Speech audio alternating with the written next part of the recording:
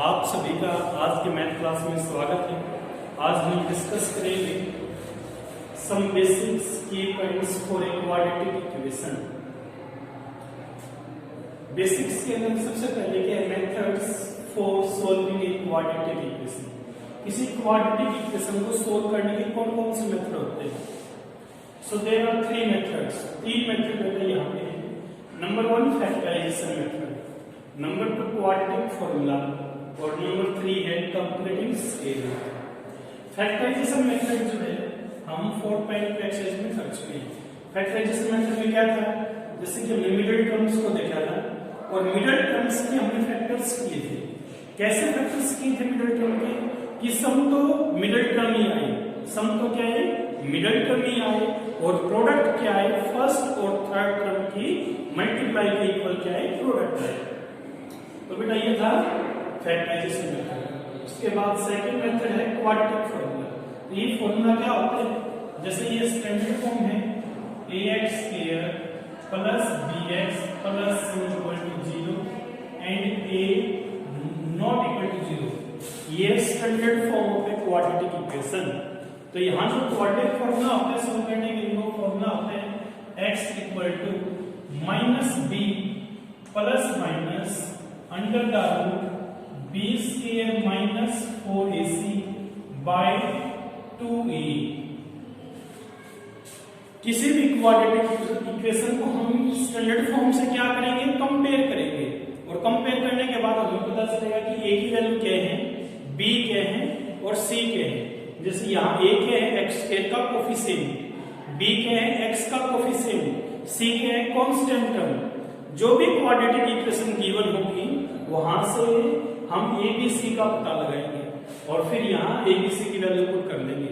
ये जो फॉर्मूला है इस फॉर्मूले का नाम क्या है, quadratic formula. -b plus minus root b² minus 4ac by 2a।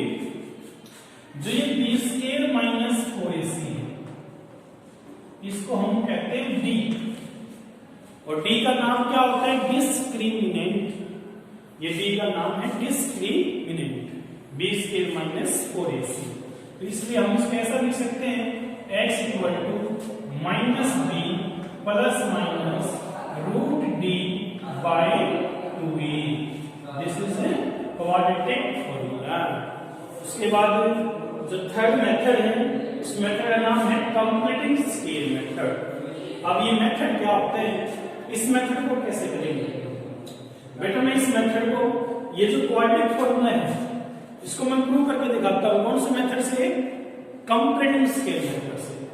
जैसे कि ax² plus bx plus c equal to 0, ये क्या है क्वाड्रेटिक इक्वेशन है और इसको हमें सोल्व करना है। कौन से मेथड से सोल्व करना है, कंप्लीटिंग स्केल मेथड से। तो कंप्लीटिंग स्केल मेथड के अंदर बेटा केवल दो स्टेप हैं। सबसे पहला स्टेप क्या है कि x² जो है उसका कोफिशिएंट यूनिटी होना चाहिए। यूनिटी मींस 1 होना चाहिए। यहाँ कोफिशिएंट क्या है, a है। हमने कोफिशिएंट क्या बनाना है, 1 बनाना है। तो क्या करेंगे, जो भी यहाँ पे कांस्टेंट होगा जैसे a है तो dividing both side by a, dividing both sides by a। ऐसा क्यों किया, x² का कोफिशिएंट 1 बनाने के लिए, यूनिटी बनाने के लिए। ये फर्स्ट स्टेप है कंप्लीटिंग स्केल मेथड का कि x² का कोफिशिएंट क्या होना चाहिए, 1 होना चाहिए। ठीक है, तो a से डिवाइड कीजिए, ax² by a plus bx by a plus c by a equal to 0 by a से कैंसिल किया जाएगा x² plus b by ax plus c by a equal to 0। फिर सेकंड स्टेप देखिए बेटा। Second step में क्या करेंगे, हम x का कोफिशिएंट देखेंगे यहां आने के बाद में। जैसे कि यहाँ सबसे पहले तो x का कोफिशिएंट बनाएंगे, फिर अब हम देखेंगे x का कोफिशिएंट। क्या है x का coefficient, b by a। b by a का हाफ करेंगे क्या हो जाएगा, b बाई 2a। तो सेकंड स्टेप हमने ध्यान रखना है, adding both side square of half of coefficient of x.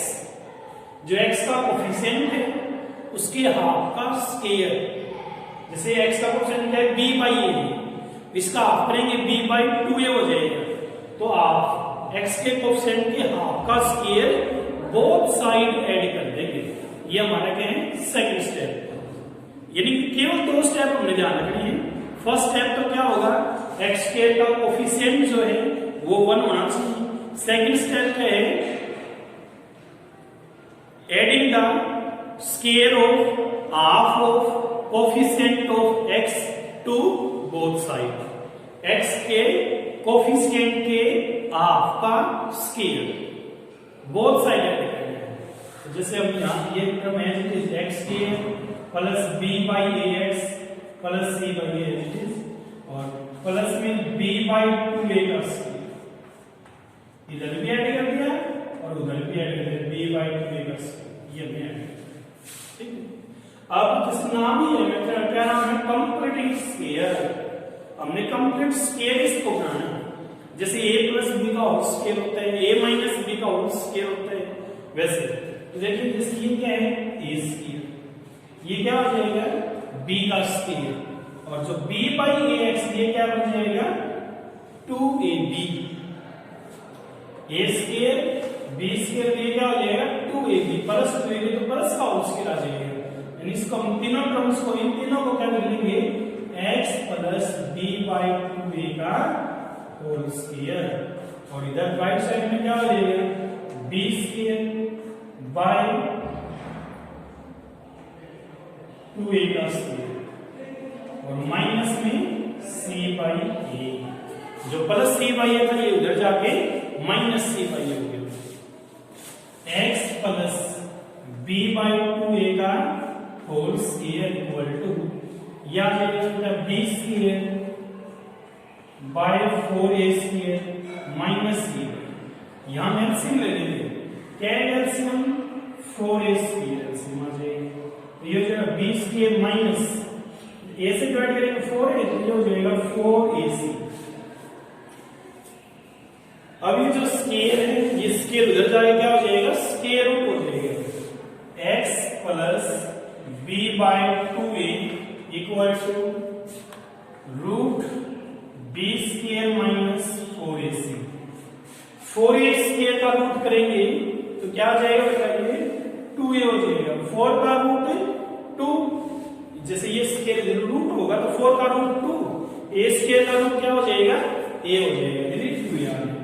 फिर जो ये प्लस का b बाई 2 है ये इधर जाके माइनस हो जाएगा, x equal to minus b by 2a और प्लस माइनस जैसे रूट बड़े हैं इसको हम प्लस माइनस में लिखेंगे b square minus 4ac by 2a। अब 2a कर लेंगे एलसीएम ले लेंगे, तो यहां से क्या आ जाएगा x equal to minus b plus minus root b square minus 4ac by 2a। This is completing square method. और ये प्रूफ भी था बेटा, क्वाड्रेटिक फॉर्मूला हमने प्रूव किया है, कौन से मेथड से किए हैं कंप्लीटिंग स्क्वायर मेथड से। So there are only 2 steps. First step तो क्या था x स्क्वायर का कोफिशिएंट 1 होना चाहिए। सेकंड स्टेप क्या था adding the square of half of coefficient of x to both side, फिर हमने कंप्लीटिंग स्क्वायर बनाया। तो उसके बाद हम डिस्कस करेंगे nature of roots of a quadratic equation. तो जो नेचर ऑफ रूट्स होते हैं, जैसे हम क्वाड्रेटिक इक्वेशन को सॉल्व करेंगे और जो x की वैल्यू आएंगी उनको हम बोलते हैं रूट्स। तो उन रूट्स का नेचर कैसा होगा ये किसके ऊपर डिपेंड करेगा नेचर, इसके बारे में हम डिस्कस करेंगे।